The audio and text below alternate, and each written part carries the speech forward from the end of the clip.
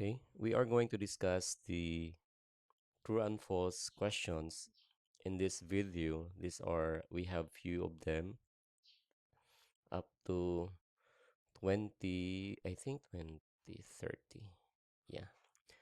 And okay, these false and true or false questions are coming from the workbook of Robles. So, doon pwede mo siya magamit. If you want to order, you can order that para you can have or I mean you can follow our discussions in here. Okay, now let's have this first question. First statement: trade receivables include notes receivable and advances from officers and employees. Okay, now the most relevant concept in identifying about the trade receivables, if those items are to be included as part of this account, is to know if that particular receivable is coming from the or arise from the ordinary course of business. In other words, it's coming from the trade itself. So we're talking about sales in here because sales we can arrive our receivable, or from sales the receivables arises the accounts receivables that is supported with the open invoice. Okay, now if we're talking about advances to officers, in general kasi yung advances are not to officers are not coming from the sales of ordinary or sales of the inventory coming from the company itself. It is coming from extending money, nagpapahiram yung money yung company to officers of employees. Like, wala pa silang sweldo, tapos kailangan nila ng pera, yun, pinahiram. Now, it's not part of the sales. So, that's a question now. So, therefore, kung magtatanong naman kung parte ba yun ng trade receivables or hindi, hindi po yun kasali. Again, ito yung ating key na supporting our judgment whether to include that advances to officers and employees. Now, that's the decision if the problem is silent, kasi yun naman talaga yung ginagawa in practice, na hindi naman normally yung mga officers and employees are having advances by way of bibili sila ng product doon sa company. Pero may mga pagkakataon din. So that would be if the statement or the problem is explicitly stating na yung advances ng officers and employees are coming from the sales made by their company to them. So yon, you can include that as part of the trade receivables. Okay? So yan lang yung pagkakataon. But again, if the problem is silent, ang decision natin, yung advances to officers and employees are not part of the trade receivables. I hope that you get that. Okay? So our answer for number 1 is false. Okay, let's go to number 2. The net amount reported for short-term receivables is not affected when the specific receivable is determined to be uncollectible using the allowance method. Okay, now the key here, I mean the keywords and phrases that we need to be minded are unang-una uncollectible. We're talking about write-off. Next is, kasi pag uncollectible, ibig sabihin you need to write off that. Yung namang yung nag-provide ka ng estimate, hindi siya makokolekta, ang tawag doon is mag-provide ka, that's an estimate muna. So there is no certainty as to that. Ito namang using allowance, because the write-off, the way on how you are going to prepare allowance, I mean an entry for the write-off, nagdedepende yun kung gumagamit ka ba ng allowance method. Okay. Now remember na pag allowance method, expected ECL loss, yung allowance for expected ACL loss or yung impairment, 'di ba? Ano ka? Okay, allowance for ACL, 'yon. So maglalagay ka ng ganyan. Okay, o halimbawa lagyan natin ng amount. Okay, 100. Okay. Yun yung way na halimbawa magpi-provide ka ng allowance. Pag mag-write off ka, ang gagawin mo, yung AR, yung AR at saka yung allowance, pag ma-write off yung 100 na yan, ide-debit mo yung allowance 100, then credit ka ng AR 100. Okay.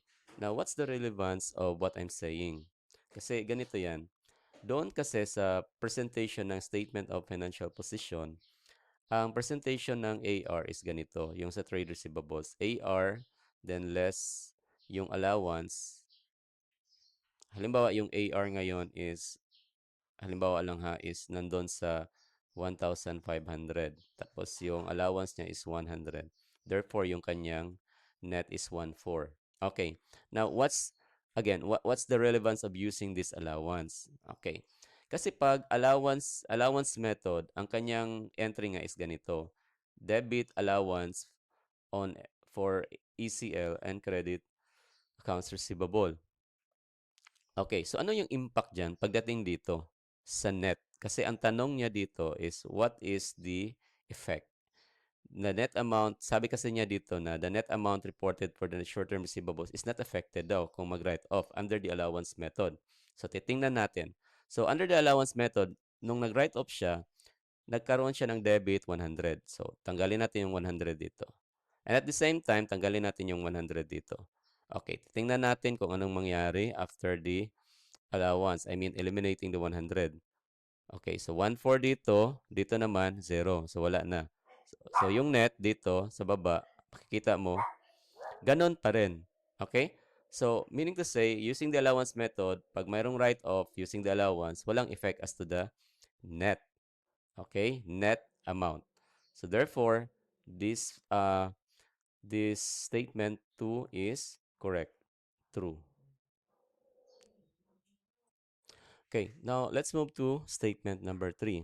Companies record and report long-term notes. Okay, again, long-term notes at present value of the cash they expect to collect. Now, our general rule in here, pag nakakita tayo ng notes receivable na long-term, we are expecting na hindi ito current.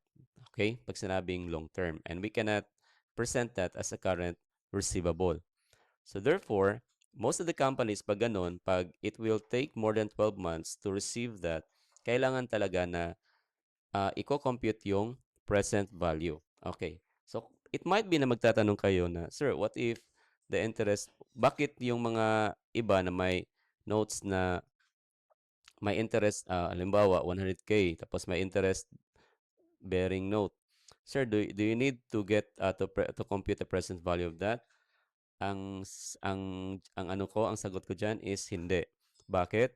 Kasi yung ano, there's a presumption kasi na pag mayroong notes na may stated at bearing, may interest bearing or may interest siya, interest rate, ang ibig sabihin niyan, what I mean, ang presumption niya na yung interest niya ay at fair market value. In other words, itong future na matatanggap mo na 100 in the future plus the interest are all stated at fair market value and there's no need for them to compute the present value. Okay? I hope that you get that, ha? Pero kung nakakita ka ng notes na no interest, okay, yan ay dapat mong i-discount. Okay? You have to get the present present value of that. Okay? So, yun yung rule pagdating dito. Okay, so that's the rule for having an interest-bearing note at saka yung no interest-bearing, no interest note. Okay, now ngayon, kung okay, mayroon ding mga pagkakataon na yung with interest na mga notes ay kailangan i-compute yung kanyang present value. Okay? Paano yon? Kung yung kanilang interest, ay, as I said kanina, yung presumption natin, if the promissory note has an interest, yung presumption natin na yung interest niya ay nakastate at their fair market value. Okay, yun yung presumption. Now, if there is an evidence that is contrary to that, contrary, ang ibig kong sabihin, na yung interest interest ng promissory note ay hindi nakastate, not at fair value, ang ibig sabihin niyan is unrealistic. Okay, yung too much low, too much high na mga ano, so sasabihin niya ng problem. Then if that is the case, kailangan yun na i-discount. So there's a need to compute the present value. Okay? So I hope that you follow yung sinasabi ko kanina. Okay. Let's move to number 4. For receivables sold with recourse. Okay, this is the key. Receivables sold with recourse. Yun yung maalala natin is yung factoring. The seller guarantees payments to the purchaser if the debtor fails. Is this yes? Okay. Pag with recourse, nagbebenta ka ng receivables mo, kung hindi man babayaran ng payee mo or ng payer mo, yung receivables na ibinenta mo doon sa bangko, ikaw ang magbabayad doon sa bangko. Okay? At the due date. Okay, sabihin ng bangko, hindi naman nagbabayad itong ano mo, so you need to pay that. Kasi with recourse yan. Okay, so hindi pala ito yung factoring. Yun yung assignment at saka yung pledge. Okay. Pero pag without recourse, yun yung factoring, that's the time na pag ibinenta mo yung ano, yung receivables mo without recourse, ibig sabihin, mag-default man yung payer mo, yung customers mo doon sa pagbayad ng kanyang receivables, hindi mo na yan pananagutan kasi without recourse yung arrangement nyo. Okay? So, here, the answer is true. Okay. So, dito, true. Okay.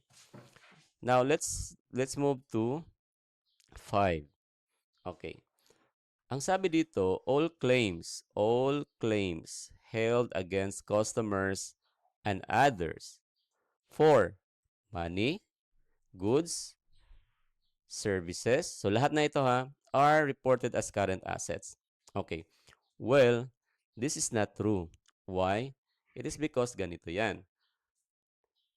Pag yung trade lang kasi, yung arising from trade, yung trade receivables, meaning to say, arising from trade or arising from ordinary course of business. Ito lang yung always. So, ito yung in default or always current. Okay? Now, samantala, other than that, kailangan nilang pag non-trade, para magiging current, okay, para magiging current, kailangan nilang pasok sa equal or within. Equal or within the what? 12 months. Okay. Kasi pag more than 12 months yung pagka-collect, okay, dito, ito ay non-current asset. Yung kanilang classification. So again, kailangan mong malaman una, arising ba yan sa ordinary course of business? Then if that is the case, yan po lahat ay current. Pero kung hindi yan galing sa trade na mga receivables, then you have to use yung tinatawag natin yung period, yung 12 months period. Okay, ang tanong is, makokolekta ba yan within 12 months? If the answer is yes, then that is a current. If hindi makokolekta in 12 months, then the answer is non-current.